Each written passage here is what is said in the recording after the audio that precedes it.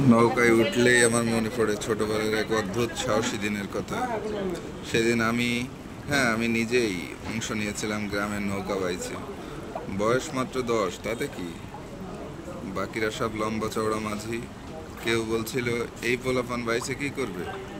আমি বললাম, আমি দাঁড় বাঁধতে না পারলেও হাঁক দিতে পারি। আমার মাঝির পিছনে বসানো হলো।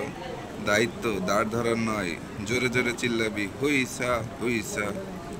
আর আমি যেন পুরানো বাইসের ইঞ্জিন হয়ে গেলাম। বাইস শুরু হলো। নদী তখন যেন উথাল পাথাল। প্রতিটি নৌকা যেন এক একটা রকেট। আমাদের মাঝির চোখ থেকে জ্বলে উঠল। আমি গলা ফাটিয়ে হাঁক দিচ্ছি হুইসা হুইসা। বামে টান ডানে টান। মনে হচ্ছিল আমি যেন ক্যাপ্টেন, আর মাঝিরা আমার সৈন্য। হঠাৎ আমার হাতের পানির বদল পড়ে গেল নদীতে। আমি বলে উঠলাম, দাঁড়াও ভাই, বোতলটা তুলে নেই। সবাই হাসতে হাসতে বলল, তোরে নামাইয়া নদীতে রাখি থাকি। শেষ পর্যন্ত আমরা তিত হয়েছিলাম, কিন্তু আমার জন্য সেটা ছিল প্রথম পুরস্কারের চেয়েও বড়।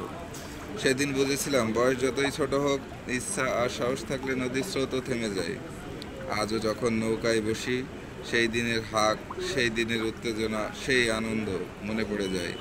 কারণ নৌকা বাইচ শুধু প্রতিযোগিতা নয়, এটি ছিল ছোট্ট আমির এক সাহসিকতার প্রথম গল্প।